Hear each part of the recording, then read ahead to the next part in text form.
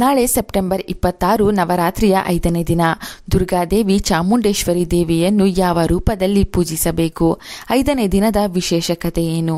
ಈ ದಿನ ಯಾವ ಬಣ್ಣದ ವಸ್ತ್ರ, ನೈವೇದ್ಯ, ಪುಷ್ಪ, ಮಂತ್ರವನ್ನು ಪಾಲಿಸಬೇಕೆಂದು ಈ ವಿಡಿಯೋದಲ್ಲಿ ಸಂಕ್ಷಿಪ್ತವಾಗಿ ತಿಳಿಯೋಣ. ಈ ಹಿಂದಿನ 4 ದಿನಗಳಂದು ಸಾಕ್ಷಾತ್ ಪಾರ್ವತಿ ದೇವಿ, ಮಹೇಶ್ವರಿ ದೇವಿಯ 4 ಅವತಾರಗಳನ್ನು ನೋಡಿದ್ದೀವಿ.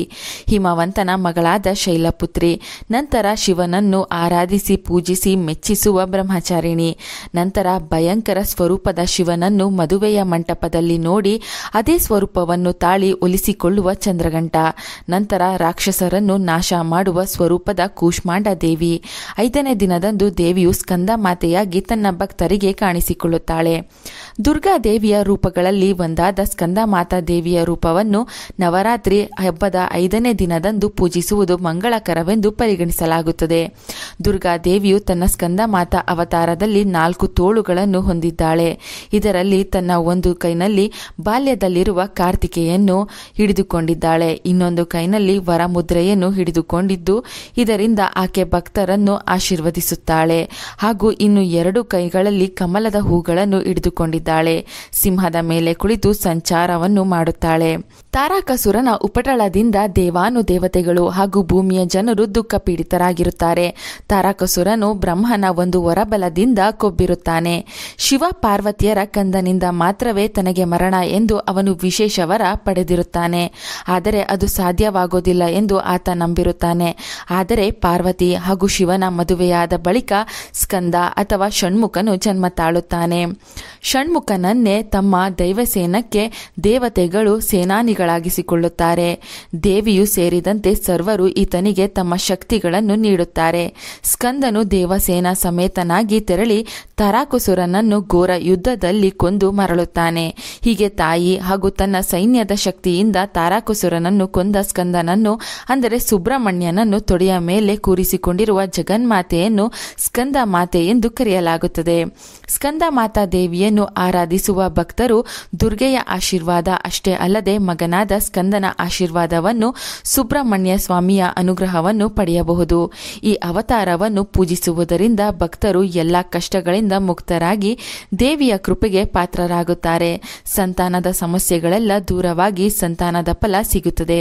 ಸ್ಕಂದ ಮಾತೆಗೆ 4 ಭುಜಗಳಿದ್ದು ಒಂದು ಕೈಯಲ್ಲಿ ಸ್ಕಂದವನ್ನು ಹಾಗೂ 2 ಕೈಯಲ್ಲಿ ಕಮಲವನ್ನು ಹಿಡಿದಿರುತ್ತಾಳೆ. ಇನ್ನೊಂದು ಹಸ್ತವು ಅಭಯ ಮುದ್ರೆಯಲ್ಲಿದ್ದು ಸದಾ ತನ್ನ ಭಕ್ತರಿಗೆ ಆಶೀರ್ವಾದ ಮಾಡುತ್ತಾಳೆ. ಇವಳ ಶರೀರ ಬಣ್ಣವು ಸಂಪೂರ್ಣವಾಗಿ ಬೆಳ್ಳಗಿದ್ದು ಕಮಲದ ಆಸನದಲ್ಲಿ ವಿರಾಜಮಾನಳಾಗಿದ್ದಾಳೆ. ಈ ಕಾರಣಕ್ಕಾಗಿ ಇವಳನ್ನು ಪದ್ಮಾಸನ ದೇವಿ ಎಂದು ಕರೆಯುತ್ತಾರೆ. ಸಿಂಹವು ಸ್ಕಂದ ಮಾತೆಯ ವಾಹನವಾಗಿದೆ. ನಾಳೆ ಸ್ಕಂದ ಮಾತಾ ದೇವಿಯನ್ನು ಬ್ರಾಹ್ಮಿ ಮುಹೂರ್ತದಲ್ಲಿ ಬೆಳಿಗ್ಗೆ 4:33ರಿಂದ 5:21 ಒಳಗೆ ಪೂಜಿಸಬಹುದು. ನಂತರ ಅಭಿಜಿತ್ ಮುಹೂರ್ತದಲ್ಲಿ ಬೆಳಿಗ್ಗೆ 11:47 12:35 ಒಳಗಾಗಿಯೂ ಪೂಜಿಸಬಹುದು. ಸಂಜೆ ಪೂಜೆ ಮಾಡುವವರು 6:13 6:36 ಒಳಗೆ ಪೂಜೆ ಮಾಡಬಹುದು.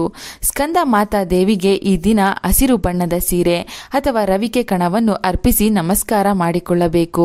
ಹಸಿರು ಬಿಳಿ ಬಣ್ಣ ಮಿಶ್ರಿತವಿರುವ ವಸ್ತ್ರವನ್ನು ಕೂಡ ದೇವಿಗೆ ಅರ್ಪಿಸಬಹುದು. ಪೂಜೆ ಮಾಡುವವರು ಕೂಡ ಈ ಬಣ್ಣವನ್ನೇ ಪಾಲಿಸಬೇಕು. ಈ ದಿನ ಸ್ಕಂದ ಮಾತಾ ದೇವಿಗೆ ಕೆಂಪು ಬಣ್ಣದ ಪುಷ್ಪಗಳಿಂದ ಅಲಂಕಾರ ಮಾಡಬಹುದು. ಗುಲಾಬಿ, ಕಮಲದ ಪುಷ್ಪಗಳ ಜೊತೆ ವಿವಿಧ ಪುಷ್ಪಗಳಿಂದಲೂ ದೇವಿಗೆ ಅಲಂಕಾರ ಹಾಗೂ ಪೂಜೆ ಮಾಡಿಕೊಳ್ಳಬಹುದು. ದುರ್ಗಾ ಮಾತೆಯು ಸುಬ್ರಹ್ಮಣ್ಯ ಸ್ವಾಮಿಯ ಜೊತೆ ಈ ದಿನ ಕಾಣಿಸಿಕೊಳ್ಳುವುದರಿಂದ ಸುಬ್ರಹ್ಮಣ್ಯ ಸ್ವಾಮಿಯು ಮಂಗಳ ಗ್ರಹಕ್ಕೆ ಅಧಿಪತಿ ಆಗಿರುವುದರಿಂದ ಈ ದಿನ ಕೆಂಪು ಪುಷ್ಪಗಳನ್ನು ಮುಖ್ಯವಾಗಿ ಪೂಜೆಯಲ್ಲಿ ಬಳಸಬೇಕು. ನಾಳೆ ಸ್ಕಂದ ಮಾತಾ ದೇವಿಗೆ ಬಾಳೆಹಣ್ಣಿನ ರಸಾಯನ ಮಾಡಿ ಭಕ್ತಿಯಿಂದ ನೈವೇದ್ಯ ಅರ್ಪಿಸಬೇಕು. ಜೊತೆಗೆ ಹೆಸರು ಕಾಳಿನಿಂದ ಮಾಡಿದ ಪದಾರ್ಥಗಳನ್ನು ಪೊಂಗಲ್ ಕೂಡ ನೈವೇದ್ಯವಾಗಿ ಇಡಬಹುದು. ಏನು ಸಾಧ್ಯವಾಗಿಲ್ಲ ಅಂದರೆ ಬಾಳೆಹಣ್ಣನ್ನೇ ದೇವಿಗೆ ನೈವೇದ್ಯವಾಗಿ ಅರ್ಪಿಸಬಹುದು.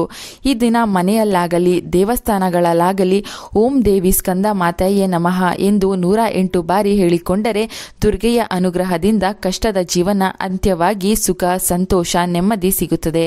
ಸ್ಕಂದ ಮಾತೆಯ ಅನುಗ್ರಹ ಸಿಕ್ಕರೆ ವ್ಯಾಪಾರ ರಂಗದಲ್ಲಿ ಯಶಸ್ಸು, ಜೀವನ ನಡೆಸಲು ಹೆಚ್ಚು ಬುದ್ಧಿವಂತಿಕೆ, ಮಕ್ಕಳ ಓದಿನಲ್ಲಿ ಯಶಸ್ಸು, ಸಂತಾನದ ಸಮಸ್ಯೆಗಳು ದೂರವಾಗಿ ಮಾನಸಿಕ ನೆಮ್ಮದಿ ಕೂಡ ಭಕ್ತರಿಗೆ ದೊರೆಯುತ್ತದೆ.